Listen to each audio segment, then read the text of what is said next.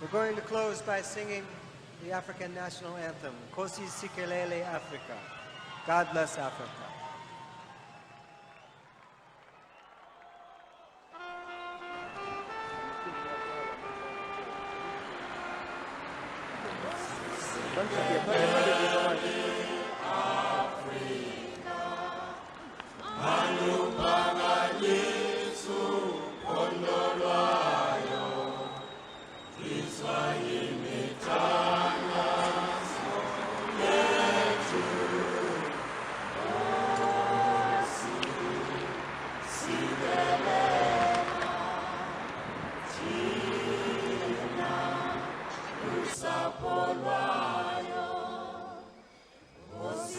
Je suis Noël Guéhi, délégué général de l'Union des nouvelles générations de Côte d'Ivoire en Belgique.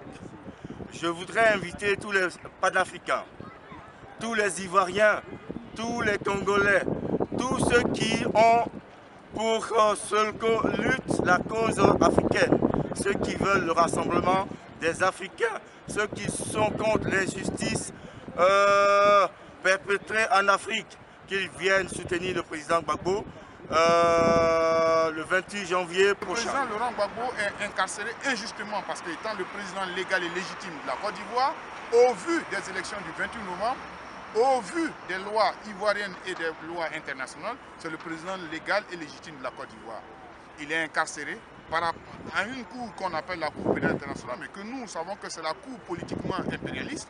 Et c'est cette cour-là qui le détient et qui, malheureusement, ne peut pas le juger n'ayant pas de preuves et qui le maintient dans une situation d'otage. Il faut pour cela que les frères et les sœurs, c'est pour cela que nous saluons d'abord au passage les frères de MUDC qui se mobilisent. Il faut que nous continuions de nous mobiliser pour que le 28 de ce mois, nous soyons tous à la haie. Pour que la CPI, qu'on arrive à dénoncer le fait qu'on incarcère non seulement les Africains, mais particulièrement le président Laurent Gbagbo et le ministre Charles Blé Goudé qui sont détenus injustement. Chers frères et chères sœurs, je vous invite à être mobilisés pour le 28 pour qu'à La Haye, nous puissions libérer non seulement le président Gbagbo, le ministre Charles Blé Goudé et tous les frères et les sœurs africains qui sont détenus là-bas. C'est le message que nous, au niveau de la plateforme de l'opposition ivoirienne du Benelux et la PIB, tenons à vous adresser. Mobilisons-nous, soyez ensemble parce que nos frères, il faut que nous transcendons maintenant nos clivages en disant que oui, on est Ivoirien, on est Congolais, on est Togolais.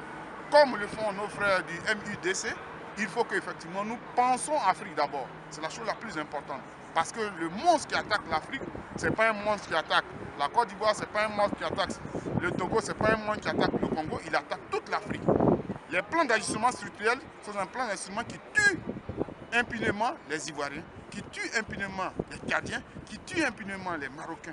Donc il faut qu'ensemble on comprenne qu'effectivement le combat doit être un combat global, pas un combat pour une certaine communauté. Et puis il faut que nous arrivons nous-mêmes à nous mettre en tête qu'effectivement le découpage de l'Afrique qui s'est fait du 15 novembre 1884 au 27 février 1885, qu'on appelle le fameux congrès de Berlin, ne doit pas nous être imputable parce que ce découpage, c'est un découpage qui va contre la volonté des peuples africains. Aujourd'hui, on est... The African national anthem, Kosi Sikelele Africa. C'est d'abord une fondement de l'unité, la dignité et le courage qu'on vous resalue, comme cela l'est d'habitude. Aujourd'hui, c'est Bruxelles. Bruxelles parce que ces mots liberté est cher pour nous. Cette liberté est chère. Mais comme vous le savez, cette liberté, nous, malheureusement, en tant que peuple d'Afrique, ça nous a été confisqué. Remontons le cordon ombilical sur ces terres-là où nous sommes. Cette terre de l'Europe et dans ces pays, la Belgique, et précisément ici à Bruxelles, que nous considérons comme étant la bouche de cet enfant que notre mère patrie, l'Afrique, continue de nourrir. Mais cet enfant, comme vous le savez, c'est un enfant insolent.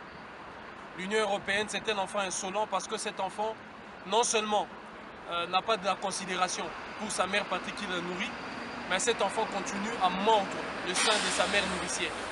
Et cela provoque une hémorragie. Cette hémorragie, c'est l'ensemble de nos richesses, comme vous le savez, qui coulent.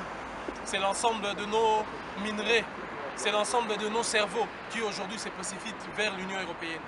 Et aujourd'hui, nous sommes là parce que cette liberté, nous la voulons. Cette liberté a été confisquée autrefois au temps de nos aïeux.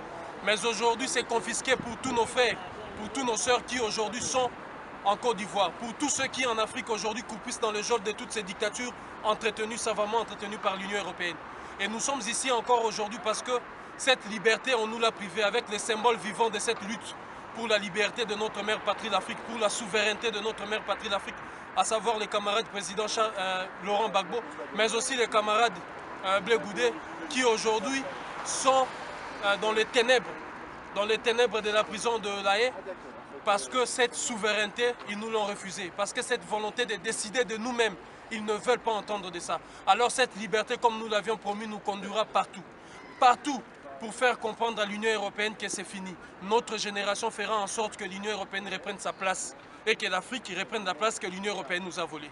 Donc, nous agissons dans ce sens et nous vous demandons encore une fois, le 28, soyez avec nous. Soyez avec nous parce que cela sonnera les glas de ces mensonges construits par l'Union européenne pour pouvoir empêcher l'Afrique d'accéder à cette souveraineté véritable. Et nous espérons et nous demeurons convaincus que le président Laurent Gbagbo et le ministre Blé Goudé feront en sorte que l'Afrique d'aujourd'hui et l'Afrique de demain, parce que frapper la Côte d'Ivoire à l'entrée du 21e siècle, c'est de dire que l'Afrique doit rester ainsi pendant 100 ans. Acceptez-vous encore l'humiliation, le silence pendant 100 ans? Accepterions-nous encore la domination pendant 100 ans? Et cette génération dira non. Et le 28 à La Haye sera le début de cet exercice. Mais nous sommes ici à Bruxelles, à côté de toute la résistance panafricaine, pour dire non encore une fois à l'Union européenne, pour dire que l'Afrique s'est engagée dans cette voie pour la liberté si chèrement acquise, avec le lutte combien noble qu'ont mené Sékou Touré, qu'ont mené Lumumba, qu'ont mené Kwame Nkrumah, qu'ont mené Sylvanus Olympio, qu'ont mené Barthélemy Boganda, qu'ont mené les grands Négus Haïlé Sélassié.